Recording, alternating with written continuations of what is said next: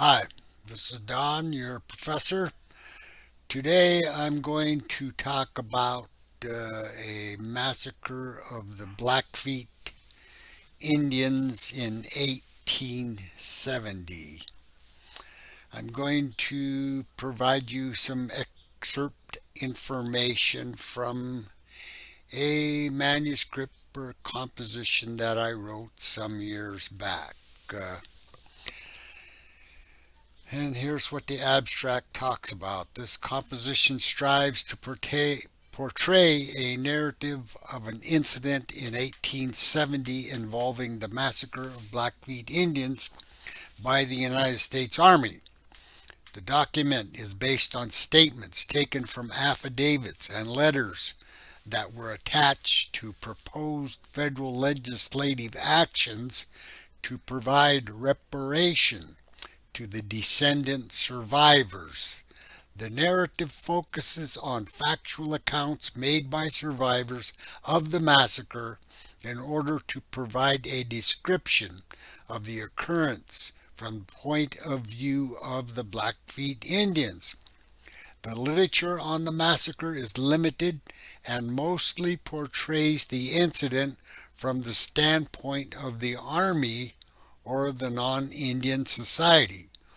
Oral tradition of tribal history is usually considered unreliable by academia. Thus, tribal stories of this event are limited and undocumented. Excerpts from support letters by governmental and legislative officials are used to reinforce, clarify, and edify statements made within the affidavits. No attempt is made to compare the Blackfeet and other observers' accounts with other records or documents. The purpose is to provide an ethnographic account of this event from the perspective of the Blackfeet Indians. Some commentary is made that highlights recurring themes or orations within the documents. Commentary is also provided to amplify statements that would help to clarify the underlying themes and issues. Again, I'm just going to provide you some excerpts. Hello again, this is Don. I'm going to continue our discussion on Marias Massacre in 1870 of Blackfeet Indians. I'm going to share with you now a prologue that I've written to about or in this manuscript. Annually, we go down there to the massacre site on Marias River. It's usually sponsored by the Blackfeet Community College where I used to work. And there's a commemoration, and we do some things there. But in 1996, a young lady, Kathy Bivens, was there and gave an oral account of what her grandmother talked about regarding that experience on the Marias River. So I'm going to talk about or share with you that prologue that I've written. The weather was somewhere around 20 below zero on January 23, 1996, as a group of people numbering well over 100 huddled around a young lady dressed in an Indian beaded buckskin dress, while she told a story of how her grandmother had escaped death on that day 126 years ago. The gray, dormant cottonwood trees in the nearby Marias River bottom stood starkly at attention over the frozen snow patched waterway, while the brownish gray grass lay sleeping on the ground like the bodies of the Picani people who had died there in 1870. The winter sun, long on its southerly winter path, provided a dim, yellowish, harsh luminance as though one was looking through a slightly frosted window pane at a gloomily lighted area which provided no reflection off the brownish gray vegetation. Kathy Bivens stood clutching a stuffed buckskin and cloth doll that had belonged to her grandmother as she bravely related the story of how the United States Army troops attacked the sleepy camp of Heavy Runner's band of Blackfeet on that early frost-biting morning on January 23, 1870. Kathy related how her grandmother, as a young girl, had hid behind a backrest in her parents' teepee as soldiers shot into the lodge, wounding and killing members of her family. Bivens told how her grandmother later hid under the riverbank with some others and evaded the attackers. She recounted how that small group of Indian survivors walked through the snow in the dead of winter in below zero weather to the hills at Fort Benton, over 50 miles away. On the way of their escape, the survivors ate scraps of food that were left as the contingent of military forces withdrew to Fort Benton after the Holocaust on the Marias River. In this narrative of oral history, Kathy Bivens courageously told of the painful moments, such as when a baby of one of the survivors had to be buried in the snow after dying. She described the overwhelming fear of the group as they huddled on the hills above Fort Benton while looking or knowing that below lay possible salvation through government officials and intermarried tribal members within the village. The party of tough, enduring survivors of one of the most terrible and shameful misdeeds performed in what is to become the state of Montana are rescued by representatives of the Indian Agency and eventually returned to Indian life.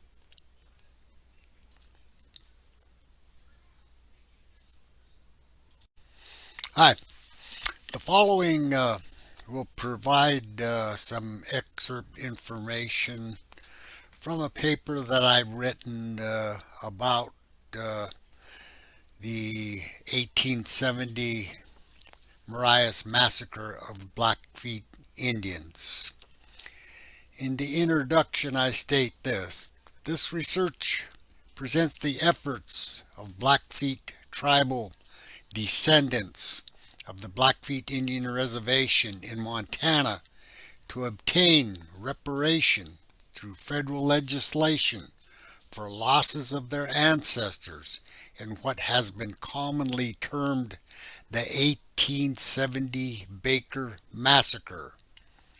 In 1916, 1917, and 1920, three separate federal Senate bills were unsuccessful in producing legislation to compensate the heirs of Chief Heavy Runner, who was killed by the United States Army troops in the so-called Baker Massacre. This essay examines the letters and affidavits attached to the proposed legislation as an endeavor to reveal an ethnographic account of this incident. During the month of January 1870, in the dead of winter in Montana Territory, Major Eugene M. Baker marched 4 companies of United States Army troops from Fort Ellis, nearby present-day Bozeman, Montana, to Fort Shaw, about 20 miles west of present-day Great Falls, Montana. At Fort Shaw, this legion of soldiers were joined by members of the 7th Infantry. On January 23, in 1870, after a 2-day trek out of Fort Shaw, this large contingent of armed forces murdered 173 Blackfeet women, children, and old men at their encampment on the Marias River. The military action against the Blackfeet at that time is a reflection of the social, economic, political conditions west of the Mississippi River after the Civil War. Although President Grant espoused a peace policy, his action or inaction regarding the massacre of Indians under his former military cohorts, Generals Sherman and Sheridan, suggests tacit support of this kind of activity. The territory of Montana was in the throes of seeking recognition from Congress for possible statehood. The 1860s gold rush to Montana was followed by an influx of settlers and cattlemen who desired land. The territory was rife with outlaws and whiskey traders, while other developers were seeking trade routes over the Rocky Mountains to the Pacific territories. The territorial leaders were using the guise of Indian uprisings as a reason for federal intervention in the territory.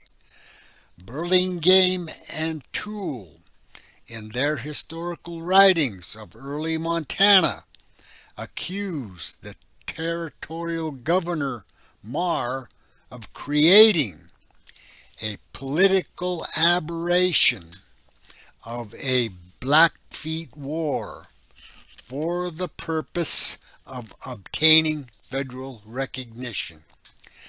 The killing of a fairly well-known territorial figure by the name of Malcolm Clark by Blackfeet Indians instigated communications and news reports that demanded action. Although Clark was married to a Blackfeet woman, Blackfeet oral tradition and works of James Willard Schultz validate that Clark was killed because he assaulted his sister-in-law. It was this action that culminated in federal troops being sent to find members of the Blackfeet band under Mountain Chief who were blamed for this homicide. Noted ethnologist James Ewers, in his works on the Blackfeet, described the attack on the Marias River. At daybreak on January 23, Baker ordered his men to attack an Indian village of some 37 lodges on the Marias. The soldiers killed 173 Indians and captured 140 women and children and more than 300 horses. But this was not Mountain Chief's village. It was the camp of friendly Chief Heavy Runner. Many of its people were victims of the smallpox epidemic. The troops burned the lodges and camp equipment and turned loose the homeless captives.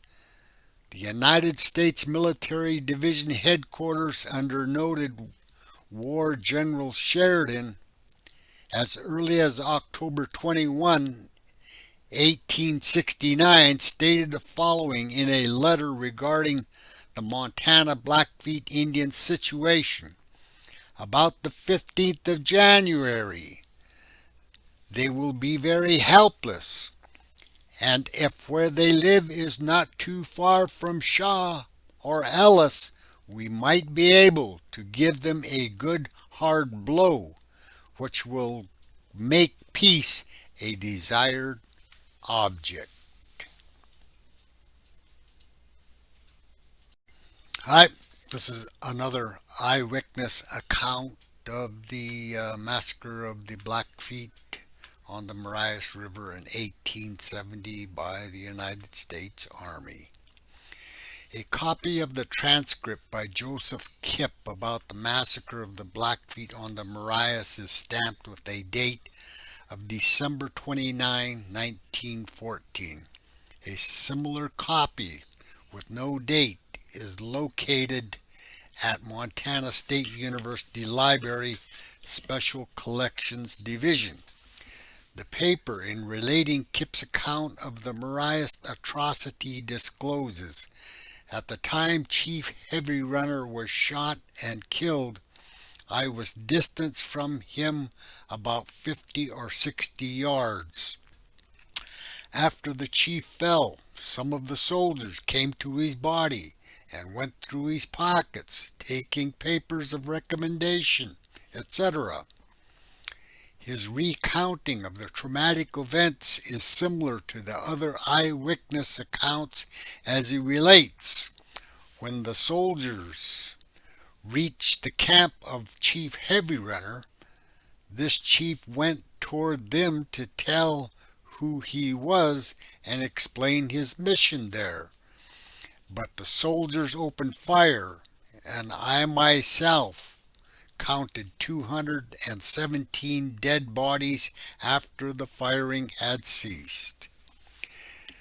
Kipp's statements corroborate others when he relates that all of the able-bodied Indians had gone hunting and only old men, women, and children were left in the camp. This testimony is the only rendering of discussion about the action being taken against Pete Alchild for the murder of Malcolm Clark. Kipp, in his narration, indicates that as a guide and interpreter for the army out of Fort Shaw, he made several fruitless trips to find Alchild. He says nobody would give me any information as to his whereabouts. Kipp relates the military under the command of Colonel E.M. Baker out of Fort Ellis were ordered by the United States Marshal to find and arrest Pete Alchild.